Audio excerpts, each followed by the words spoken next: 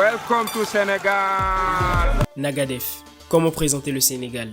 Pays situé en Afrique de l'Ouest, le Sénégal c'est le magnifique lac Rose. Un lac rose dû à sa forte concentration en sel. Le Sénégal c'est aussi l'île de Gorée, un site incontournable et qui retrace l'histoire de cette nation et aussi l'histoire de l'Afrique. L'histoire c'est aussi le symbole de la Renaissance, c'est des hommes forts comme Léopold Sédar Senghor, c'est le succulent Thiébaut Diène. Le Sénégal c'est aussi une magnifique faune, un parc national des oiseaux, c'est aussi le pays qui s'est découvert au travers du sport avec le Dakar, la lutte sénégalaise, mais le Sénégal c'est aussi et surtout le football. Bonjour les amis, j'espère que vous allez tous très bien, je suis super content de vous retrouver dans ce 9e épisode de Cantor consacré au Sénégal. Et bien 9e épisode aujourd'hui, comme vous avez bien pu le voir dans le titre, je suis avec un invité spécial et il s'agit de Stan des Outsiders. Déjà un grand merci à lui d'avoir accepté ma demande, mon invitation. Et bien on va rapidement commencer avec une présentation chronologique de la vidéo dans un premier temps, pour les nouveaux bien entendu. Alors, dans un premier temps, nous allons parler de l'histoire du Sénégal en Coupe d'Afrique des Nations. Ensuite, nous parlerons des qualifications, comment est-ce que le Sénégal s'est qualifié pour cette CAN 2021. Après, nous parlerons de la liste des 28 joueurs qui seront conviés à cette CAN. Et pour finir, nous parlerons du groupe et je donnerai la réponse à ma question dans le titre. Est-ce que le Sénégal peut remporter cette CAN 2021? Et bien, comme vous avez pu le constater, l'histoire déjà dans un premier temps, je ferai ça tout seul. Et ensuite, je vous laisse avec la suite de la vidéo. Dont je vais partager l'intégralité avec Stan et surtout on aura plus son avis et quelquefois le mien. Bon, on va donc rapidement commencer avec l'histoire. L'histoire du Sénégal en Coupe d'Afrique des Nations, déjà c'est assez surprenant, mais le Sénégal n'a jamais remporté de Coupe d'Afrique des Nations malgré toute la panoplie de joueurs qu'ils ont pu avoir depuis le début de leur histoire et même malgré la genèse du football sénégalais dans son ensemble, le Sénégal n'a jamais remporté de Coupe d'Afrique des Nations. Le summum de cette équipe du Sénégal, c'était durant les années 2000, durant le début des années 2000, notamment lors de la CAN 2000 où le Sénégal joue la finale contre le Cameroun. Malheureusement, ils perdent au tir au but. Après, ils enchaînent avec la Coupe du Monde 2002 où ils arrivent au quart de finale. Je pense que la plupart d'entre vous, même si vous n'avez pas suivi cette CAN 2002, vous avez certainement entendu parler de l'équipe du Sénégal lors de la CAN 2002, de son parcours en Coupe du Monde, puisqu'ils ont atteint les quarts de finale et qui permet à cette équipe de réaliser l'un des plus beaux parcours d'un pays africain lors d'une Coupe du Monde. D'ailleurs, le Sénégal avait une panoplie de joueurs assez incroyables. Ils avaient énormément de très bons joueurs. Je pense notamment à El Hadji Diouf, à Papa Bouba Diop, paix à son âme, qui nous a quittés il n'y a pas si longtemps que ça. On peut également parler de Fadiga, de Henri Camara et j'en passe. Le Sénégal a quand même connu pas mal d'années de crise, notamment durant la période 2007 à 2015. Les Lions de la Teranga ont quand même su sortir la tête de l'eau juste après cette période de crise-là, puisqu'en 2018, sur le plan international, lors de la Coupe du Monde, ils ont réussi à faire surface. Malheureusement, ils n'ont pas réussi à se qualifier et à passer ces phases de poule là, mais ils ont enchaîné avec la Coupe d'Afrique des Nations en 2019 qui a été organisée du côté de l'Égypte où ils ont atteint la finale, mais malheureusement ils se sont fait défaire par l'Algérie. Ils avaient d'ailleurs perdu contre cette même équipe lors des phases de poule. Ça a été vraiment difficile pour cette équipe. Cependant, aujourd'hui, l'équipe du Sénégal peut se targuer d'avoir le meilleur effectif en Afrique. Certainement, très certainement le meilleur effectif en Afrique, l'effectif qui a la plus grande valeur marchande d'ailleurs, c'est assez notable quand même, plus de 300 millions de valeur marchande. Maintenant que c'est dit, est-ce que cette équipe peut tout de même réussir à remporter cette Coupe d'Afrique des Nations 2021? Et bien pour répondre à cette question, on va essayer d'en parler avec Stan et je vous laisse avec la suite de la vidéo. Déjà, merci pour ton invitation. Déjà tu voulais parler de la CAN. Moi, quand tu m'as envoyé l'invitation, le sujet était tentant. La manière à laquelle tu voulais aborder le sujet, c'était tentant. Et au-delà de ça, j'ai eu l'occasion de voir ce que tu faisais. Je trouvais ça très intéressant. Bon, après, la visibilité sur YouTube, c'est pas facile, ça c'est sûr, parce que moi-même, je suis passé à travers des moments où, comme j'ai dit, tu te poses des questions, à savoir, est-ce que tu dois continuer de faire des vidéos ou pas? Mais voilà, j'ai bien aimé, je vais être franc, et ça aussi, peut-être, c'est un message pour les autres. D'habitude, ça prend juste un beau message. Le message que tu m'as envoyé était bien écrit, il était clair, il était structuré, il était précis. Donc en fait, si tu n'es pas un tocard et que tu sais lire et que tu comprends un peu, tu te dis, bon, le petit, c'est pas un tocard. Il a envoyé un message clair. Donc, moi, je vais prendre le temps de lui répondre clairement. Donc, voilà. Donc, franchement, merci pour ton invitation. Et puis, voilà, on va parler du Sénégal. Et j'espère qu'on pourra, en tout cas, amener quelques points, quelques éclaircissements et donner un peu notre point de vue en vue de cette Coupe d'Afrique des Nations qui approche très, très vite. Déjà, merci beaucoup à toi, c'est plaisant. On va directement passer sans tarder. On va commencer donc avec les qualifications, parce qu'avec toi, dans cette vidéo, on va d'abord parler des qualifications. Et pour ce qui est des qualifications, le Sénégal a réussi à sortir premier de sa poule sans concéder la moindre défaite. 4 victoires, 2 matchs nuls, dont 2 matchs nuls lors des dernières journées contre le Congo et contre l'Eswatini. Qu'est-ce que toi, ça t'inspire, ces qualifications? Est-ce que le Sénégal, à travers de ces qualifications, et uniquement à travers de ces qualifications, t'a convaincu? Les qualifications, c'est une chose. Après, la coupe, c'est autre chose. Et c'est ça le drame, en fait, en Afrique. Et c'est pour cela que des fois, on s'amuse à rigoler un peu en disant que le Sénégal, c'est un peu comme la Belgique ou peut-être l'Angleterre. C'est-à-dire que c'est des équipes qui, tu vois, les Anglais, ils mettent 10-0 à 100 marins. C'est bien, mais arriver après en compétition, c'est différent. Le Sénégal, ça a toujours été un peu comme ça.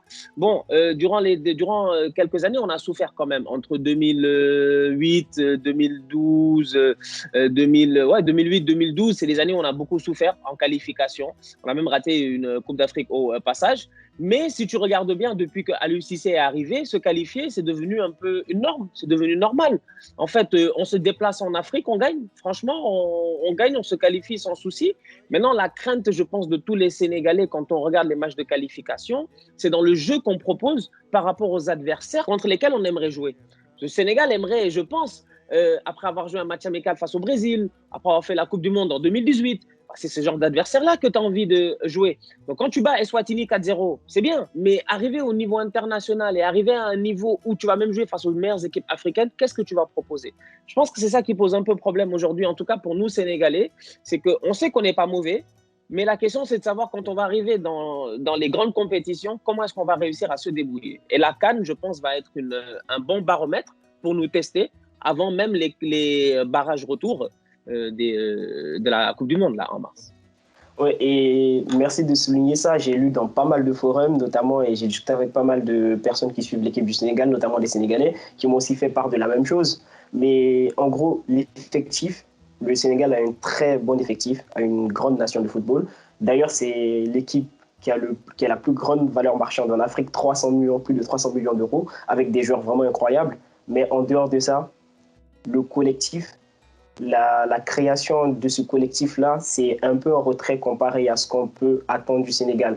Lorsqu'on prend en compte, par exemple, l'équipe du Mali, qui a un effectif moins bon qualitativement que l'effectif du Sénégal, mais qui produit un meilleur jeu, ou même, je peux penser peut-être au Maroc, par exemple. Quel est le problème selon toi? Est-ce que tu penses que c'est le sélectionneur ou tu penses que le problème vient d'ailleurs? J'avoue que c'est difficile à juger parce que c'est un pays qui aujourd'hui, c'est un pays où on aime le football. Déjà, ça, c'est un postulat important au Sénégal. On aime le football. Franchement, je veux dire, la lutte, c'est le sport national, OK. Mais le football, quand même, c'est le sport. Tout le monde est là. On regarde tous les matchs des Sénégalais. Ils aiment regarder l'Italie, l'Espagne, l'Angleterre, les différents championnats. Donc, ça fait qu'évidemment, en termes d'exigences footballistiques, on a beaucoup d'exigences envers notre équipe nationale. Parce qu'aujourd'hui, quand tu as l'habitude de voir Manchester City jouer, tu as l'habitude de voir Liverpool jouer avec tes joueurs, tu vois Sadio Mané évoluer en club, tu vois Ismaïla Sarr évoluer à Watford, tu vois Gana Gueye évoluer au Paris Saint-Germain, des matchs de Ligue des Champions, les gars sortent des masterclass, ils sont solides au milieu, il y a plein de choses qui font plaisir. Donc, toi, après, dans ta tête, quand tu fais ce regroupement-là d'individualité, tu t'attends à ce qu'en équipe nationale, ça marche. Ouais. Bon. La réalité footballistique étant telle, historiquement, on a vu pas mal de cas où des Dream Team, ou en tout cas les meilleurs joueurs ou les meilleures individualités collectivement, ça n'a pas forcément marché. Des fois, ça peut être les individualités qui posent problème, des fois, ça peut être le coach qui pose problème, comme tu dis. Dans le cas du Sénégal, moi, j'ai envie de dire, je pense en toute honnêteté, aujourd'hui, qu'il y a 2 facteurs qui influent. Le premier, c'est par rapport au coach. Moi, je vais me permettre aujourd'hui de parler du coach en disant que, moi, j'ai toujours dit que Aliou Cissé en tant que tel, aujourd'hui, certains au Sénégal le critiquent par rapport à sa tactique. Pour moi, Aliou Cissé n'est pas un tacticien. Moi, j'estime aujourd'hui qu'on a un coach qui, à mon humble avis, a fait son travail. Comment je dis il a fait son travail? Le Sénégal, pendant très longtemps, on était nuls. Ça, il faut dire Non, on était nuls. On avait les Dambaba, les Papi Cissé, les Mamadou Niang. On avait une belle équipe, en fait. Individuellement, c'était fort, mais collectivement, c'était nul. 2012, tout ça, c'était presque les meilleures années, en fait. Tu sors avec des gars qui viennent de gagner le championnat de France, des gars qui sont chauds en Angleterre et tout. Tu gagnes rien. tu fais rien. Tu n'arrives même pas à sortir du premier tour. Donc, il y a eu une reconstruction qui a été faite sur Aliou Cissé. À mon humble avis, après la CAN 2019, un changement aurait dû être fait. Mais il n'y a pas eu de changement qui a été fait. Donc aujourd'hui, moi, je pense qu'on joue sur les mêmes acquis sur lesquels on a joué en 2015, en 2017, en 2018. C'est-à-dire que collectivement, OK, individuellement, on est fort. Collectivement, on est courageux. Mais après, tactiquement parlant, on ne propose rien qui nous permette de déjouer notre adversaire. Ce qui fait que souvent, on a un jeu prévisible et souvent, on stagne en fait. On joue l'Algérie pendant 90 minutes, on doit mettre un but. On n'arrive pas à mettre un but. On joue la Colombie dans le match décisif en 2018, on doit mettre un but. Bon, certes, il y a un penalty, tout ça non sifflé, mais la tête de Yerimina, OK, mais tu vois, tu te dis, t'es meilleur que les Colombiens. Mais il manque quelque chose. Est-ce que ça veut dire qu'individuellement, tu vois, donc c'est ça que j'ai dit qu'aujourd'hui, c'est difficile d'analyser l'équipe nationale du Sénégal, mais je pense qu'il y a une part un peu de coaching, de tactique, d'évolution. Pour moi, le coach, comme j'ai dit, il a fait son maximum par rapport à son niveau. Genre, son niveau, c'était, voilà, il a fait son maximum. Et les joueurs aussi doivent faire un effort. Et je pense qu'on a une belle génération et que j'espère que ces jeunes-là vont faire un bel effort. Je tenais à ce qu'on parle maintenant de l'équipe du Sénégal. Pour toi, aujourd'hui, quel 11 est-ce que tu espères voir en fonction de toi, ton avis personnel, de ce que tu vois régulièrement de cette équipe du Sénégal-là? Qu'est-ce que tu aimerais que Aliou Cissé change dans cette équipe? Et toi, en tant que supporter, en tant que fan de cette équipe-là, si toi, tu étais à la tête de cette équipe sénégalaise, qu'est-ce que tu aurais déjà entrepris au niveau de l'effectif? Moi, je pense qu'aujourd'hui, cette équipe nationale du Sénégal-là, déjà, comme tu as eu à le dire, individuellement, les gars, ils sont bons. Donc, tu m'as parlé tout à l'heure même d'un chiffre que je ne connaissais pas, la valeur marchande collective de cette équipe-là de 300 millions et quelques, c'est quand même assez extraordinaire. Je te dis quand même, c'est une équipe qui vaut quelque chose aujourd'hui. On a des joueurs qui ont une valeur marchande. Au-delà de leur valeur marchande, tactiquement, ils sont bons. Techniquement, ils sont bons, parce que je dis tactiquement, ils sont bons parce qu'ils évoluent dans des clubs où il y a une exigence. Donc après, ce dont tu as besoin, comme je dis, c'est de quelqu'un qui est capable de les porter tactiquement. Donc aujourd'hui, moi, tu me demandes mon 11 de départ, j'ai envie de te dire le 11 de départ optimal du Sénégal, c'est quoi? C'est Edouard Mendy dans les buts, on est d'accord. Koulibaly, il est intouchable. La question, c'est de savoir tu mets qui à côté de Koulibaly? Abdou Diallo peut-être, parce que bon, c'est un gaucher, il est bon, il est au Paris Saint-Germain. Ça fait quand même 2 défenseurs qui savent relancer, qui peuvent se couvrir. Les latéraux, je pense, c'est un problème qui a été réglé. Avec Aliou Cissé, il a appelé Bounassar. Bon, après Bounassar, j'ai remarqué qu'il y a eu pas mal de problèmes par rapport à sa sélection. Bon, mon gars, les gars, ils ne jouent pas. Ouais, ils ne jouent pas au Bayern. Bayern, ils jouent jamais. Bon, voilà, tu vois, tu te dis que même quand les gars ils sont blessés, tout ça, ils font les triples mouvements de joueurs. Bouna n'est pas là. Oui, il y a un problème quand même, franchement, j'ai dit. Donc moi, j'ai dit, OK, c'est un joueur de football. Il a fait l'école de football. Il connaît le football. C'est un professionnel. Il s'entraîne tous les jours. Donc, il est en condition physique. Mais la Coupe d'Afrique, comme on a eu à dire tout à l'heure un peu en off, c'est la hargne. C'est-à-dire que tu as besoin de guerriers. C'est là où je te dis que Koulibaly, à son âge, après avoir vécu déjà une CAN, après avoir eu le malheur de prendre un carton en demi-finale qui le prive d'une finale et tout, je pense qu'il a faim. Edouard Mendy, à la dernière CAN, c'est lui le titulaire. Il se blesse après 2 matchs, je pense. Après 2 matchs et c'est Gomis. Et c'est Gomis qui arrive. Il a faim. En plus, lui, il est trop fort en ce moment. Il a trop faim, lui, tu vois, que Mendy, tu vois. Abdou Diallo, bon, il se bat au Paris Saint-Germain. Gana Gueye, il est intouchable, il n'y a pas de problème. Mais tu mets qui à côté de Ghana? Jusqu'à présent, on a encore Cheikhou Kouyaté. Comme je dis, Cheikhou Kouyaté, c'est un très bon joueur. Il a tout donné en équipe nationale. Mais aujourd'hui, est-ce qu'on a besoin forcément d'avoir un double pivot défensif avec Ghana Cheikhou? Non, j'ai besoin de créativité, j'ai besoin de relanceurs. Après, c'est qui va rentrer? Est-ce que c'est pas Matar Sarr qui rentre? Est-ce que c'est Crépin Diatta qui rentre? Est-ce que il y a tellement de... C'est-à-dire que notre équipe nationale, comme je le dis souvent, bon, il y a beaucoup d'interrogations. Il y a beaucoup d'interrogations. C'est pas facile d'être coach déjà à la base. Moi, je pense que franchement, on parle, mais je préférais avoir un club que d'avoir l'équipe nationale du Sénégal. Franchement, parce que il y a tellement de bons joueurs, mais au-delà de cela, comme j'ai dit, il y a des gars qui sont intouchables. Ouais, des gars que tu ne peux pas sortir. Donc, tu es obligé de construire autour d'eux et d'avoir un effectif cohérent autour d'eux. Et je pense que c'est là le challenge que Aliou Cissé il aura, de choisir qui sera son neuf. À la dernière CAN, on avait Mbaye Niang. Mais Mbaye Niang, il fait toute la CAN, il ne marque pas un but. Ouais, c'est problématique. Après, je n'ai pas trop suivi la plupart des matchs du Sénégal. Je ne sais pas si Mbaye Niang, en dehors des buts, est-ce qu'il apportait vraiment dans le jeu ou pas? Aucune idée, ça c'est... Bon, on a voulu nous dire que c'était un peu Olivier Giroud, mais bon, c'est-à-dire qu'à la fin, la France était champion du monde ou quoi? On n'a pas gagné la CAN. Bien sûr, bien sûr. Par contre, pour revenir en défense aussi, on parlait tout à l'heure de Bounassar. Bouna Sarr, il joue jamais en club. Bon, après, c'est des professionnels quand même. Il faut prendre ça en compte. Mais est-ce que Bouna Sarr peut tenir toute une CAN à ce poste de latéral droit, selon toi? Moi, je pense déjà à la base qu'il va falloir qu'il ait le soutien défensif derrière, donc le soutien d'un milieu de terrain, d'où l'importance, comme tu dis tout à l'heure, quand tu me demandes comment tu veux faire jouer cette équipe-là, moi je dis c'est une équipe qui aujourd'hui veut jouer avec des latéraux quand même plus ou moins offensifs. On a Bouna Sarr qui va être sur le côté, on va avoir Saliou Ciss de l'autre côté, c'est des gars qui vont monter, qui vont essayer d'aller créer des opportunités, d'élargir le jeu, de centrer. Donc il va falloir que tes milieux de terrain ils soient en rétention, qu'ils soient là pour essayer de les couvrir, tu vois. Donc moi, je regarde Bouna et je me dis, l'effort offensif qu'il va devoir faire dans une Coupe d'Afrique, et regarde les latérales qui vont à la CAN. Je dis que c'est des bandits de la CAN quand même. Non, c'est des guerriers. Il y a pas mal de coaching qui va devoir être fait, je pense, de la part des autres, des gars à côté de lui, ceux qui vont jouer avec lui, les vétérans. Bon, comme j'ai l'habitude de dire, les Ghana, les Koulibaly, voilà, parler avec Bouna, le truc, le coach aussi. Mais au-delà de cela, je pense aussi qu'il va falloir que mentalement, il soit fort. Parce qu'une CAN, franchement, c'est le mental. Pour moi, Bouna Sarr, écoute-moi, il a été appelé. Est-ce qu'on a mieux que Bouna Sarr? Certains te diront que localement, on a mieux que Bouna Sarr. Et c'est vrai. Effectivement, durant les qualifications, il y a des tests qui ont été faits. Il y a d'autres joueurs qui ont été ramenés, qui ont été intéressants. Mais je pense que là où Bouna Sarr, il gagne par rapport à tous les autres, bah, c'est qu'il a une expérience qu'on peut juger, en tout cas, internationale. C'est-à-dire le fait de côtoyer des gars au Bayern, d'avoir joué à Marseille, d'avoir joué quand même l'Europa League, la belle année Europa League, tout ça, Bouna, il était chaud. Tu vois, je pense qu'il y a tout ça qui joue dans son CV, qui fait que le coach se dit, ah, peut-être que le joueur, tactiquement, va m'amener quelque chose. Mais si c'était que moi, personnellement, Bouna Sarr, je ne l'aurais pas amené. Franchement, si c'était que moi, je ne l'aurais pas amené. Mais non, bon, est-ce qu'il va tenir 90 minutes? Je ne pense pas. Hein. Mon gars, il fait chaud au Cameroun. Là-bas, Bafoussam, là. Tu sais, tu vas aller... La CAN, c'est compliqué. Franchement, les moustiques vont te fatiguer. Tu vas te coucher, le lit, ça ne va pas confortable, je te dis. Tu vas vouloir appeler ta famille, le Wi-Fi ne va pas marcher, WhatsApp sera coupé.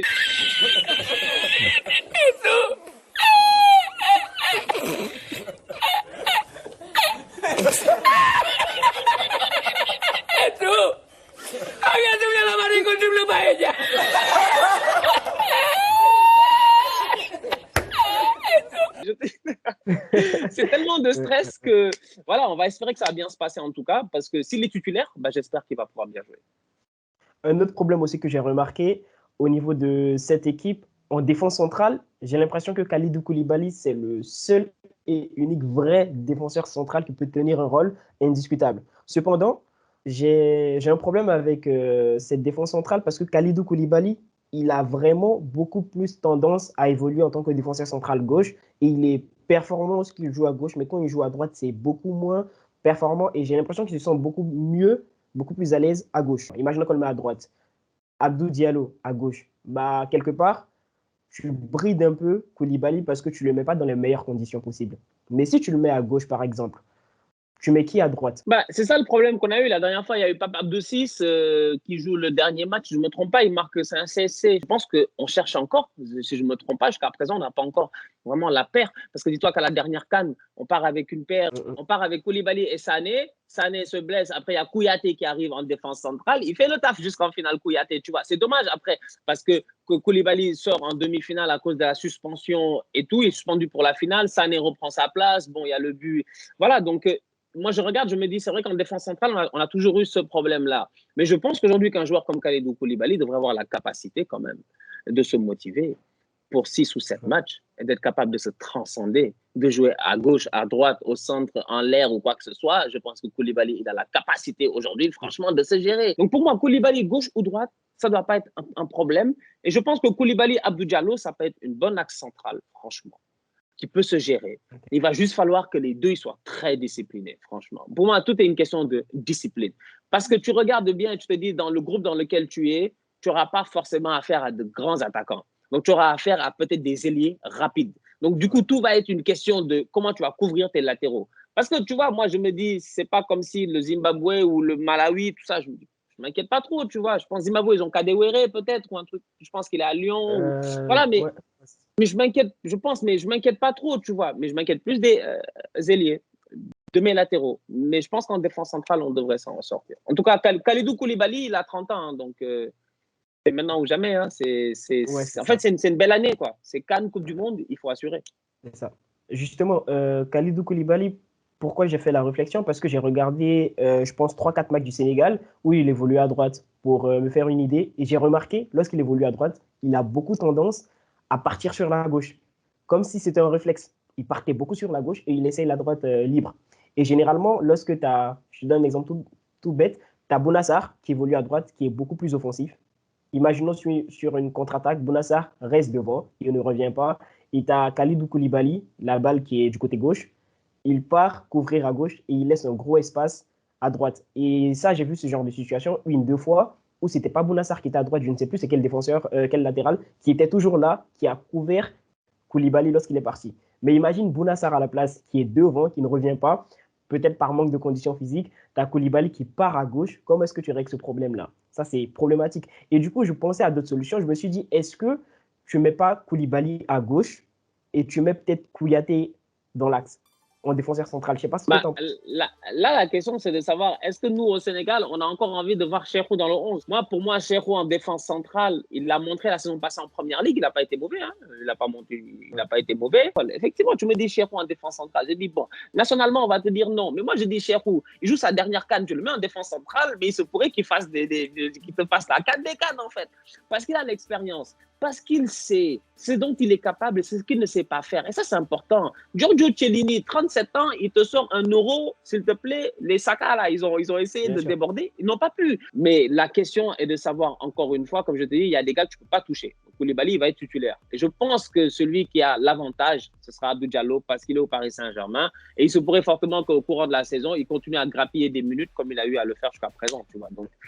Donc, du coup, Kouyaté en défense centrale, j'y crois moins. Mais ça pourrait être quand même un truc intéressant. Ou au pire des cas, tu joues à 3 défenseurs. Pourquoi pas? Mais on l'a fait au Sénégal, mais ça n'a pas très bien marché. C'est ce que j'allais dire. Vous avez fait une défense à 3 pendant 2 matchs là, ça n'a pas du tout. Ça n'a pas marché, c'était compliqué. Du coup, moi, ce que je vais faire, je vais te proposer mon 11 en fonction de ce que j'ai vu de l'équipe et aussi en fonction de ma propre pensée. Et tu me dis ce que tu en penses. En gros, moi, je suis parti, logiquement, Edouard Mendy au but. Ça, c'est même pas discutable. Ok. Et à droite, Bonassar, parce que c'est sûr, il va pas être, il sera intouchable, selon moi. Et dans l'axe, je suis parti sur Cheikhou Kouyaté, comme je t'ai dit, parce que déjà, la dernière CAN, il a assuré. Oui, il a été vraiment incroyable en club. Lorsqu'il joue en défense centrale, franchement, il gère, il est correct. Il n'est pas mauvais. Il est plutôt bon dans pas mal de ses interventions. Ça se voit, ça sent l'expérience du joueur quand même. Et je me dis, comme tu l'as dit tout à l'heure pour une dernière CAN, franchement, c'est possible. Et pourquoi je le mets en défense centrale? Parce que tu as Khalidou Koulibaly qui est, je pense, uniquement capable de jouer en tant que défenseur central gauche. Tu le mets à droite, il est perdu. Il n'est pas serein et il revient beaucoup à gauche. Et quand tu fais ça, à gauche, j'avais beaucoup de doutes, mais en tant que latéral gauche. Mais je me suis dit, pourquoi pas Abdou Diallo? En réalité, c'est un joueur, il a la hargne, il a envie de jouer et ça se sent, même quand il est au PSG. Tu sais que ce n'est pas son poste, mais quand tu le mets à ce poste, il assure. Ce n'est pas le meilleur des latérales gauche parce que ce n'est pas un latéral gauche de base, c'est un défenseur central, mais quand tu le mets à gauche, il assure, il est là. Défensivement, il est présent, surtout défensivement. Offensivement, de temps en temps, il tente des choses. Je pense notamment à un dribble que j'ai vu il n'y a pas longtemps. Non, il va essayer de faire des passements de jambes. D'ailleurs, même, je pense qu'il avait fait un passement de jambes. Il me semble même qu'il avait mis ça sur les réseaux. Ça, genre le frérot, il a surfé dessus. Il a pris son buzz. Tu vois. Non, ouais, c'est vrai qu'à gauche, Abdou Diallo, ça peut être. Ouais, oui, franchement, moi, je le verrais bien dans le 11. Franchement, avec cette hargne qu'il a. Et en Afrique, comme je t'ai dit tout à l'heure, comme on disait en off, bien entendu, cette hargne-là, c'est important. Cette envie de jouer. Et je pense qu'il l'a au PSG. Il l'aura au Sénégal. Ça se voit qu'il a cette volonté-là. Et je pense qu'il est bien placé pour jouer à gauche. Maintenant, au milieu de terrain, j'ai eu vraiment du mal à choisir. Mais j'ai mis déjà Gana Gueye en tant que relayeur droit. J'ai mis en tant que défenseur central. Ça, j'étais dans le doute. Pat Gueye, je ne sais pas ce que tu en penses. Écoute, on l'a appelé. Je pense qu'on l'a appelé pour qu'il soit là pour jouer. Et ça peut être un joueur, tu vois, voilà un autre joueur au milieu de terrain qui va être très intéressant. Franchement, en plus, il fait une belle saison avec Marseille. Donc, il joue. Et à gauche, je me suis décidé à mettre Pape Matar Sarr. Pourquoi Sarr à gauche? Parce que c'est le type de joueur qui est capable de, même s'il a une vocation défensive, il est capable de remonter la balle. Et il est aussi capable, il a déjà joué en club à Metz, il a déjà joué en tant qu'ailier gauche. Et en fait, c'est de là que je voulais venir. Pourquoi à gauche? Parce que je vais mettre Mané en tant que... Moi, je pars plutôt sur un 4-3-3. Mané à gauche. Parce que même si c'est le seul capable d'apporter en tant que avant-centre ou disons 10, deuxième attaquant, apporter plus de solutions à cette équipe-là, plus de porter le ballon, tu le mets à gauche, tu mets Pape Matar Sarr juste derrière lui et tu permets en fait à Mané de pouvoir rentrer plus souvent dans l'axe et permettre aussi à Pape Matar Sarr, qui a déjà joué ailier gauche et qui a été bon ailier gauche en club, de pouvoir occuper cet axe du terrain-là lorsque Mané sera plutôt dans l'axe. Tu vois ce que je veux te dire? On peut une sorte de rotation entre les deux, lorsqu'il y a des actions offensives et défensives. Tu vois un peu ce que je veux dire? Et en gros, c'est sur ça que j'ai opté. Et en pointe, j'ai eu du mal parce que voilà, l'équipe du Sénégal. Ouais, c'est pas facile, hein? Ouais, justement. Mais je me suis dit quand même, pourquoi pas Boulaye Dia. En réalité, il marque pas à tous les matchs, il marque souvent, mais ça reste quand même un très bon joueur et il est capable de jouer en pivot en réalité. Oui. Il a une certaine puissance, il est capable de jouer en pivot. Tu as Mané qui quitte du côté gauche, qui peut rentrer dans l'axe, faire des combinaisons avec lui pas mal de fois. Et je pense que ça peut être intéressant. Et à droite, j'ai préféré mettre Ismaïla Assar parce que voilà, franchement, c'est franchement, il est intouchable en ce moment. Ouais, bon, du coup, en gros, sur 11, je l'ai pensé, je l'ai façonné à ma manière. Non, moi, je l'aime bien, franchement. Non, moi, je l'aime bien, franchement. Il est pertinent. Après, moi, j'aime bien les couvertures. Dans ton 11, moi, ce que j'aime bien, comme je dis à chaque fois, at the end of the day, le football, je l'ai toujours dit, il n'y a pas de vérité. Il n'y a personne qui a le monopole de la vérité. C'est-à-dire que tu as gagné, oui. Bon, tu as mis en place quelque chose, ça a gagné, oui. Tu as eu de la chance, tu as gagné, oui. Mais le monopole réel de la vérité qu'il a dans le football. Donc, des fois, tu vas voir les gars en ligne sur Twitter, sur les réseaux, ils vont s'insulter, ils vont se battre, se fâcher, tout ça, parce que, ouais, toi, tu n'as pas raison, tu es une fraude. Toi, je dis, mais non. Je dis, quand même. Qui vous a frustré? Qui vous a frustré? Toi, tu es une fraude. Mais non, alors que moi, tu me dis ton 11. Il y a des gars, ils auraient dit, tu es une fraude. Alors que moi, je dis, non, le 11, il est cohérent. Je dis, ok, bon, Bouna Sarr, comme tu as dit, bon, voilà. Alors, je pense qu'on va faire avec. L'axe central, je trouve ça cohérent. C'est vrai, tu t'es basé sur des faits réels. Kouyaté, c'est vrai, il a fait le taf, il a été bon. Et moi, je pense que pour 7 matchs, avec l'expectative d'aller en finale et de gagner, Kouyaté peut faire le taf. Abdou Diallo, c'est pertinent parce que si tu me dis que ton Sadio, il est là-bas sur le côté gauche et que finalement, ton Sadio, il n'est pas dans tes milieux de terrain. Donc, du coup, tu vas mettre un milieu de terrain qui va être offensif. Ben, si tu as un latéral qui est plus conservateur, ça fait du sens. Qui a un positionnement dans sa tête de défenseur central, qui est capable de se dire, bon, moi, je vais couvrir mes gars, je sais que si je monte trop, ça fait du sens. Que d'avoir un gars qui est sur le côté, un Jordi Alba, qui va dire, moi, j'en ai rien à faire, je passe mon temps à monter. Là, ça ne marche pas, tu vois. Donc là, ça fait un peu de sens. Bon, pas Matar Sarr, il y a beaucoup de gens au Sénégal qui veulent le voir. Tout le monde, je pense, au Sénégal veut le voir dans cette équipe-là. Bon, je ne sais pas, hein, moi, comme je dis, je ne sais pas ce qui se passe à l'interne. Peut-être que le coach juge qu'il n'est pas prêt. Peut-être que, il vient d'être transféré à Tottenham. Bon, je ne sais pas encore. À Metz, ces temps-ci, ça a été compliqué. Bon. À mon avis, comme il vient d'arriver, et il y a des joueurs quand même comme des Gay, des Kouyaté, tout ça, qui ont un certain statut, qui ont une certaine envergure, qui jouent dans quand même pas mal dans des gros clubs carrément. Surtout, pour Gay, Kouyaté, on va dire, voilà, c'est l'expérience, c'est le joueur qui a été le plus sélectionné. Je pense que tout ça, ça joue sur Pape Matar Sarr. C'est pas parce que, il peut être meilleur, franchement, mais je pense que l'expérience, c'est ce qui prime et le statut. On va parler maintenant du groupe, le groupe dans lequel le Sénégal sera lors de cette CAN. Eh bien, ils seront dans le groupe B, il me semble. Ouais, c'est ça. En gros, ils seront dans le groupe B. Et ils seront en compagnie du Zimbabwe, de la Guinée et du Malawi. Lorsqu'on regarde le groupe, sans vraiment rentrer dans les détails, on regarde uniquement le groupe, le Sénégal est franchement largement favori de ce groupe. Déjà, c'est l'un des prétendants au titre majeur, au titre final. Dans la tête de tout le monde, le Sénégal finira certainement premier de cette poule-là.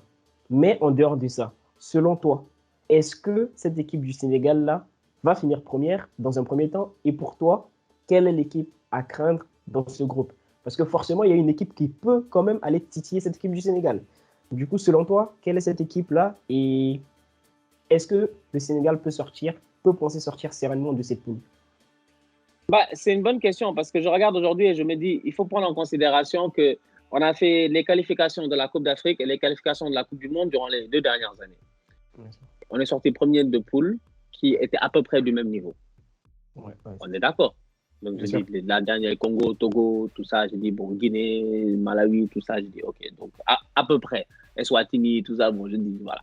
Donc, tu dis, aujourd'hui, je pense qu'on a les moyens de finir premier de ce groupe-là. On devrait finir premier de ce groupe-là. On ne finit pas premier de ce groupe-là. Bon, on doit se poser des questions. On va se demander quand même, les gars, on va faire quoi en 8e de finale si on n'est pas capable quand même de faire 3 matchs, 3 victoires, 11 au départ ou 11 du banc. Au pire des cas, tu fais 7 points. Sur le dernier match, tu fais match nul. Mais sinon, tu ne devrais pas faire en bas de 7 points. Moi, c'est ça mon objectif. Pourquoi? Parce que dès le début de la compétition, tu dois être prêt à tout démonter. La CAN, c'est pas long, quoi.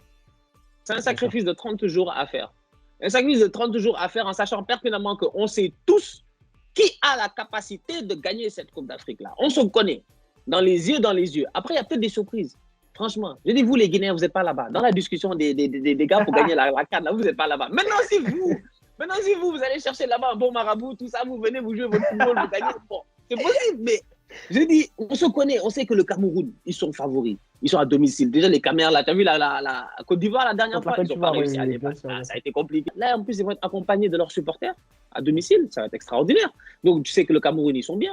Tu regardes la Côte d'Ivoire, tu dis, ils ne vont pas à la Coupe du Monde. Il y aura peut-être de la faim, de la hargne, il y aura peut-être quelque chose, on ne sait jamais. Ou peut-être aussi, ça sera un déclin total de la Côte d'Ivoire. Peut-être qu'ils ne vont pas en Coupe du Monde et puis personne n'aura rien à faire de la CAN. On sait qu'il y a des favoris. Moi, je pense qu'aujourd'hui, en tout cas, le Sénégal, dans ce groupe-là, et même à travers la compétition, fait partie des favoris. Il ne faut pas se cacher. Tu sais que tu es un favori. Maintenant, il faut venir assumer ton statut. Et assumer ton statut, ça passe à travers 3 victoires normalement.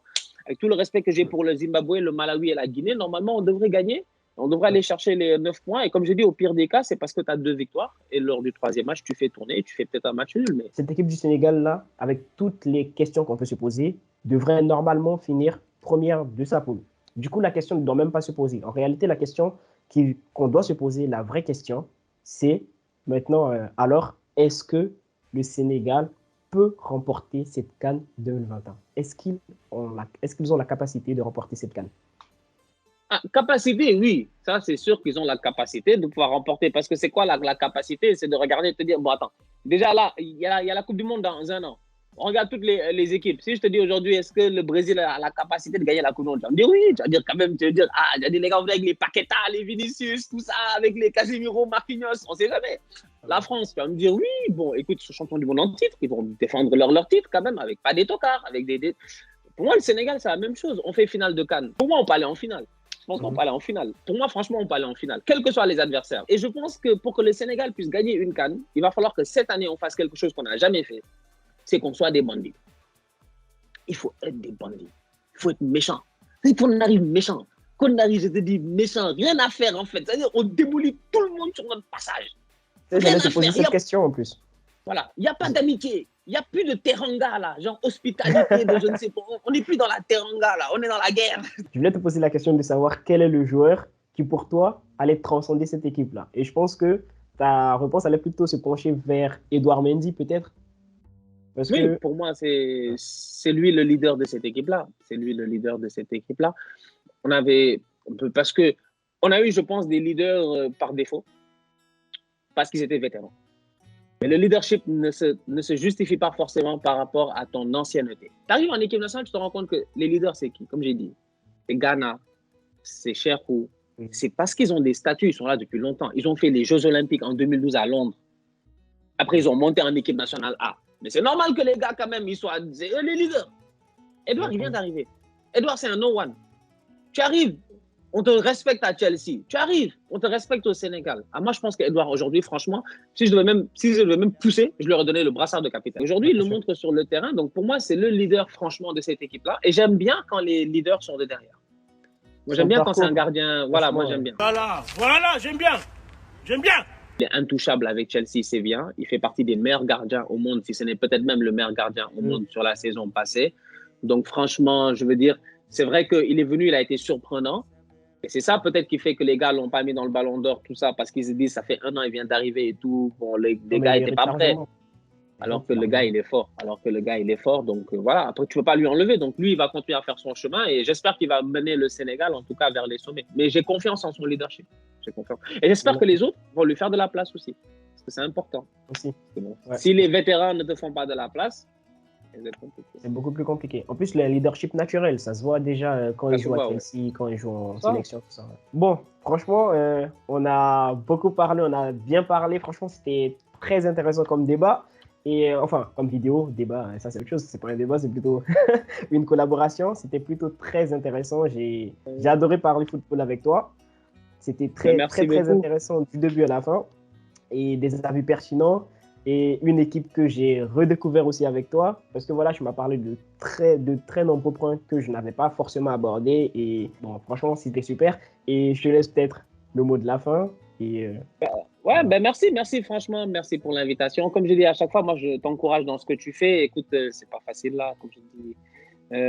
YouTube, c'est pas facile. Tu veux venir, tu veux t'imposer. Des fois, ça prend du temps, donc il faut être patient, il faut être courageux, puis et il faut être constant aussi. Donc ça, tu le fais bien. Et puis là, la Coupe d'Afrique, c'est bien aussi. C'était un beau sujet, une belle conversation, très intéressant. Et puis bon, voilà, on va continuer. Et on va te souhaiter beaucoup de succès. Moi, c'est ce que je te souhaite, franchement, Et je te souhaite la même. que ça continue, que ça augmente. Tu as un style qui est différent, qui est très posé, qui est très intéressant. Et moi, je trouve ça cool. Ça fait différent de moi qui est très dans le, tu vois, je suis un peu plus dans la boxe, dans l'action Mais moi, j'aime bien.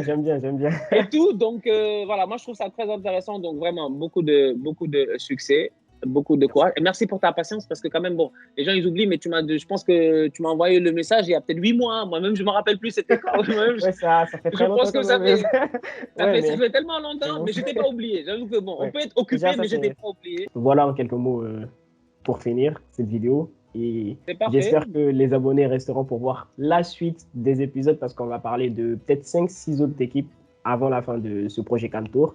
Et en attendant la CAN et en espérant voir comment ça va se profiler aussi pour le Sénégal surtout.